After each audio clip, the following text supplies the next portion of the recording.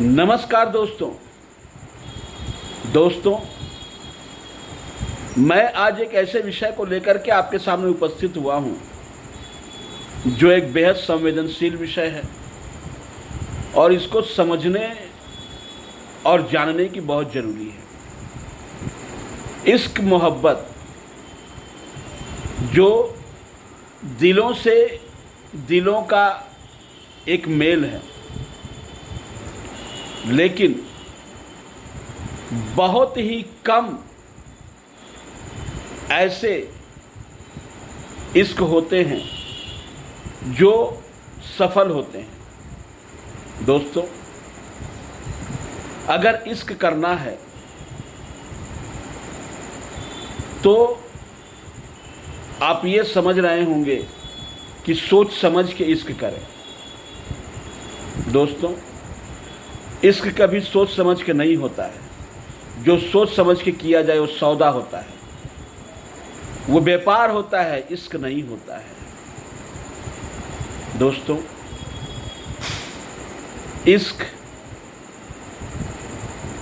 दो दिलों का एक ऐसा आलिंगन होता है जो दूर रह कर के भी हमेशा एक दूसरे के लिए आहें भरता है, एक दूसरे के लिए सिसकता है, एक दूसरे के लिए दुआएं मांगता है। लेकिन भगवान ने ये इश्क की नियामत कुछ लोगों को ही सौंपता है, क्योंकि सभी के दिल में इश्क बस नहीं सकता है।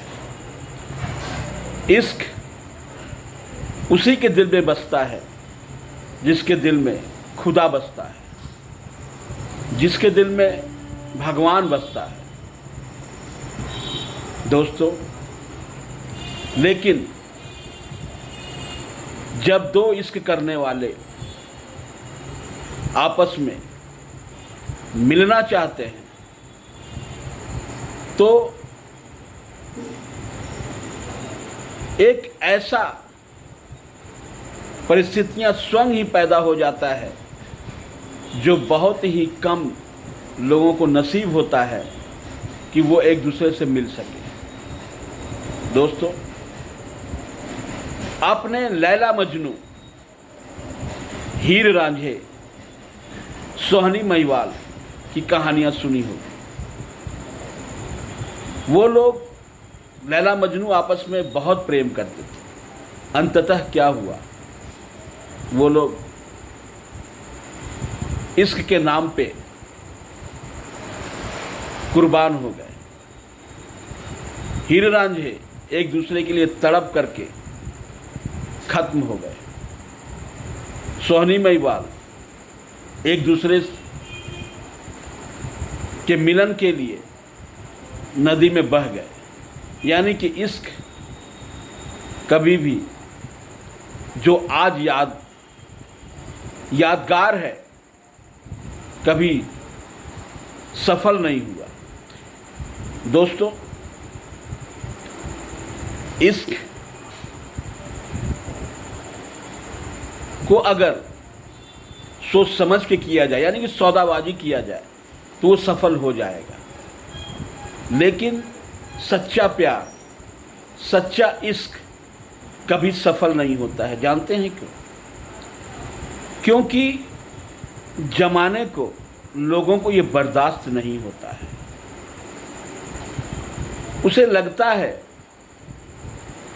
कि अगर ऐसा हो जाएगा तो हमारा बहुत नुकसान होगा, हम दो इश्क करने वालों को कभी मिलने नहीं देंगे। कारण कि वहाँ सौदेबाजी नहीं होता है, दिल का मिलन होता है। अगर वहाँ सौदाबाजी आ जाए तो ज़रूर से ज़रूर वो इश्क सौदेबाजी के नाम पे कामयाब हो जाए। दोस्तों, जब दो इश्क करने वाले मिलना चाहते हैं तो आपके रिश्तेदार, आपके आस पड़ोस के लोग, जमाना,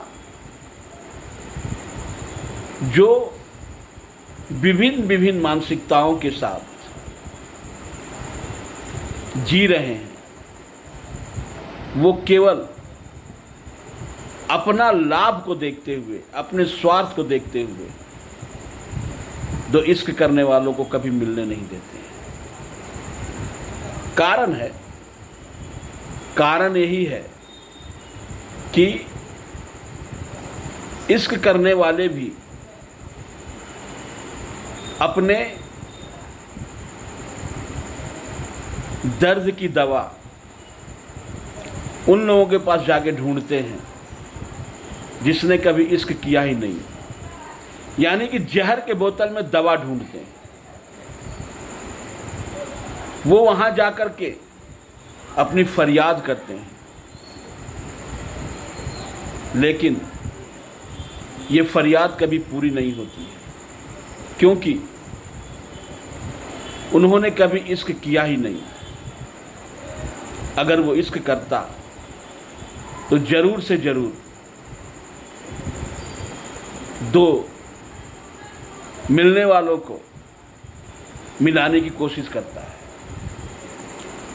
दोस्तों, आप एक ऐसे समझिए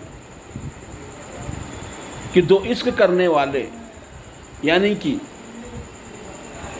जो दिल की गहराइयों से एक दूसरा को चाहते हो, उसके दिल का दर्द कौन समझ सकता है? वही समझ सकता है जो वो दर्द महसूस कर रहा है।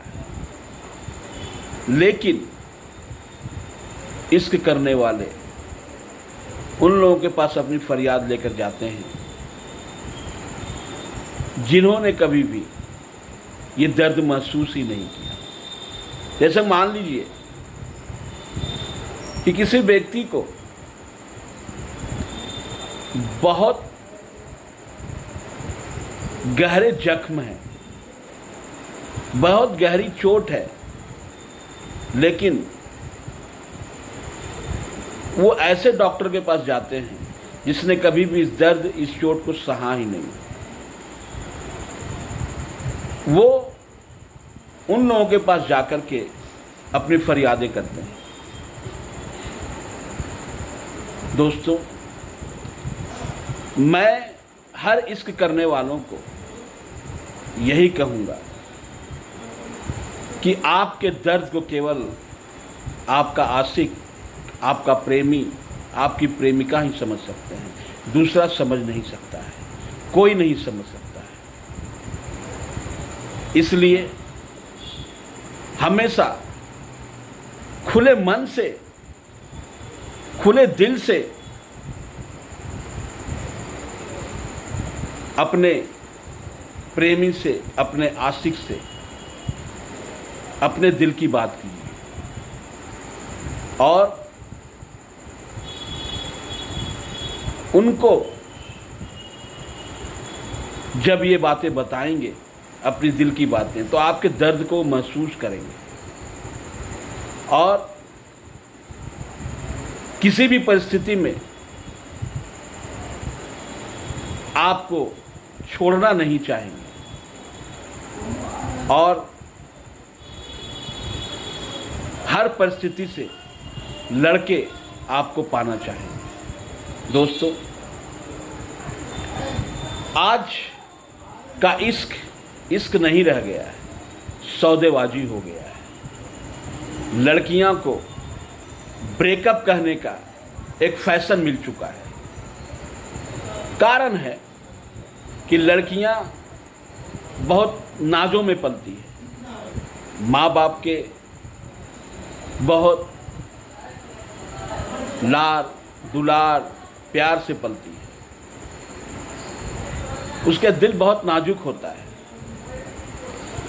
उसका दिल किसी पर भी आ सकता है, किसी पर भी आ जाता है, लेकिन आ जाता है तो वो उसे पाने की कोशिश करती है। लेकिन लड़के जो कि बहुत सारी जिम्मेदारियों को लेकर चलते हैं, 1000 जिम्मेदारियां उसके ऊपर होती हैं, वो उस इश्क को पहचानने के लिए, वो इश्क को समझने में उसको समय लगता है, क्योंकि वो हर परिस्थितियों को झेला हुआ है, देखा हुआ है, जमाने से लड़ते हुए अपनी ज़िंदगी को जीता है। लेकिन जब उसको लड़की का इश्क समझ में आता है तो वो दिल की गहराइयों में उतर जाता है। लेकिन फिर क्या होता है, थोड़ी सी परिस्थितियां खराब होती हैं, थोड़े से संघर्ष आते हैं, थोड़े से लोग एक दूसरे के विपरीत होते हैं, तो लड़कियां उन परिस्थितियों से घबरा जाती हैं, परेशान हो जाती हैं और वो ब्रेकअप का नाम दे करके ये इश्क, प्यार, मोहब्बत को ख़त्म करने का दावा करती है। लेकिन ये जो इश्क होता है ये दिल की गहराइयों में उतर जाता है। एक दूसरे के जलवे, एक दूसरे के यादें,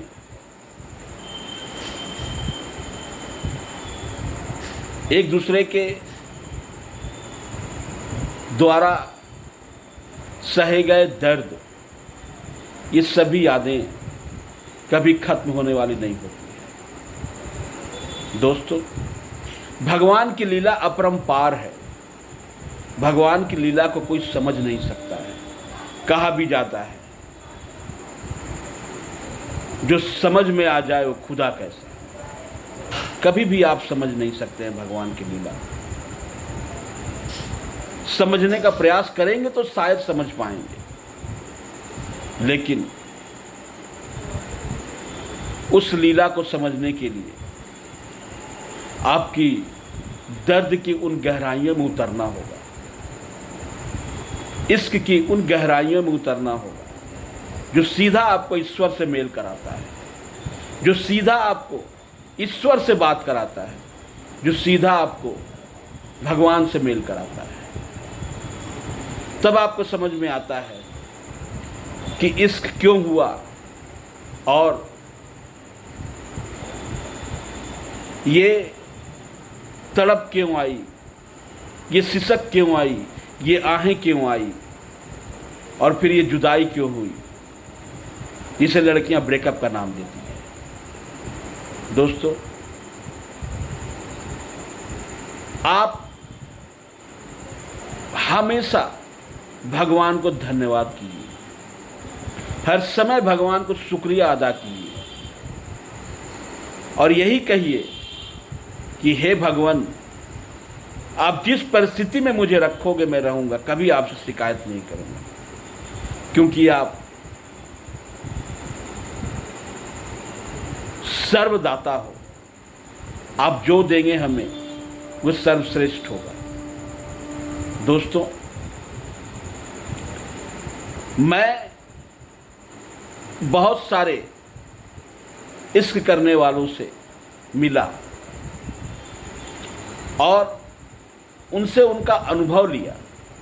कम से कम 25 लोगों से मैंने बातें की कि भाई आपने इश्क किए हो, किसी लड़की से या किसी लड़का से प्यार करते हो। उन्होंने अपनी बातें हमें बताई जो हमें ऐसा लगा कि ज़्यादातर तो केवल सौदेबाजी था कि भाई उसकी नौकरी अच्छी है, भाई उसकी बहुत संपत्तियां हैं इसलिए मैं प्यार करता हूँ, भाई वो बहुत पढ़ी लिखी है इसलिए मैं उसको प्यार करता हूँ। बात सही है, जायज़ है, इसकी भी उसी से करें जो आपके बराबरी का हो, या हमेशा सोच समझ के इश्क करें। बहुत ज़रूरी है, प्यार होना चाहिए इसी से, जिससे आपको चोट नहीं लगेगी।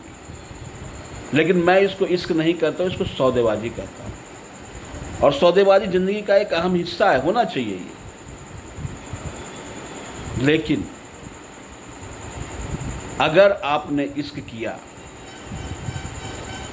तो आपको बहुत संभल कर चलना होगा, आपको बहुत मजबूत होना होगा, आपको भीतर से बहुत ताकत की ज़रूरत होगी, ईश्वरीय शक्ति की ज़रूरत होगी। आपको हमेशा ईश्वर पर विश्वास करना होगा, हमेशा ईश्वर पर भरोसा करना होगा। दोस्तों, मैं कहता हूं कि ईश्वर ने जो मोहब्बत, जो इश्क इंसान के दिलों में पैदा करता है, इसको समझने और जानने के लिए सबसे पहले आपको भगवान को समझना होगा। क्योंकि वो इमोशन जो दिल से पैदा होता है, जो भावनाएं दिल से पैदा होता है, वो आपको केवल और केवल सही रास्तों पर ही जाने के लिए प्रेरित करेगा। कभी आपको गलत रास्ते पर जाने के लिए प्रेरित कर ही नहीं सकता है। अगर कोई इश्क के नाम पे गलत राह पर जाता है तो इश्क नहीं है, वो इश्क के नाम पे कलंक है। दोस्तों, दिल में भगवान बसते हैं और भगवान का मतलब ही होता है भाव को समझना। धीरे धीरे जब कोई सच्चा प्यार करता है, सच्चा इश्क करता है, तो वो अचानक एक बार नहीं होता है, चेहरा देख लिया इश्क हो गया, नहीं। जब तक एक दूसरे की भावनाएं एक दूसरे में समा नहीं जाती है, तब तक सच्चा इश्क हो ही नहीं सकता है। एक दूसरा की भाव, एक दूसरा के प्रति वो लगाव तभी आता है जब एक दूसरा के भाव, एक दूसरा की भावना एक दूसरे में समा जाती है। दोस्तों, मैं हर इश्क करने वालों को यही कहूँगा कि आप हमेशा एक दूसरे पे ट्रस्ट करें, एक दूसरे को केयर करें, एक दूसरे को समय दें, एक दूसरा के साथ ऐसा व्यवहार करें कि कभी भी उसकी भावनाएं आहत ना हो। आप कर ही नहीं सकते हैं उससे किसी तरह की दुर्व्यवहार, क्योंकि आपको अंदर की जो प्रेरणा शक्ति है, इसको कभी आपको इजाज़त नहीं देगा। हाँ, आप में झिझक हो सकती है, और झिझक वो भी क्या, उसको खोने की, कि मेरा कोई ऐसा व्यवहार उसको खराब न लग जाए। दोस्तों, इसीलिए मैं कहता हूँ कि आप अगर किसी से दिलो जान से इश्क करते हैं तो आपको अपने आप को भगवान को समर्पित करना होगा, ईश्वर को समर्पित करना होगा। अगर आप ईश्वर को समर्पित करके सही राह पे चलते हैं, सही रास्तों को अपनाते हैं, तो ये विश्वास रखें कि भगवान आपके साथ कभी गलत नहीं होने देगा, कभी भी गलत नहीं होने देगा। दोस्तों, जीवन इसी का नाम है। भगवान हमें जितने दिनों के लिए भी जिंदगी दिए हैं, उसमें जीवन के हर रंग को जीना चाहिए। हर रंग को साथ लेकर चलना चाहिए। कोई अगर आपसे प्रेम करता है तो प्रेम का जवाब प्रेम से ही दें, लेकिन हमेशा ये भी तैयार रहें कि जमाना आपके प्रेम को सफल होने नहीं देगा, बहुत बड़ी बाधा उत्पन्न होगी और इसके जो आपको परिणाम भुगतने होंगे वो कभी कभी बहुत घातक सिद्ध होते हैं।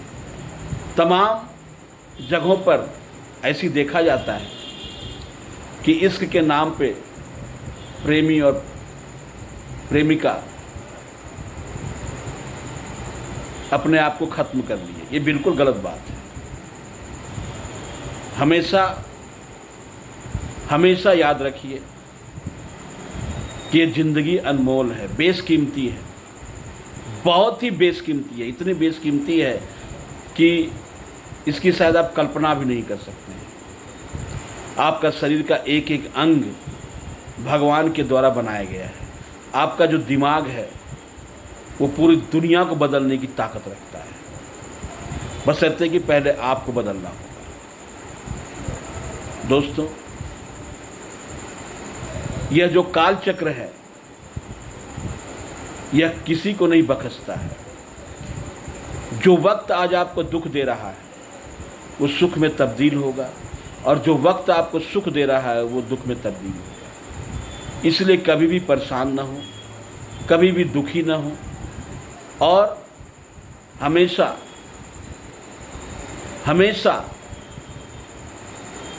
इस बात को रहें कि आप अगर इश्क कर रहे हैं तो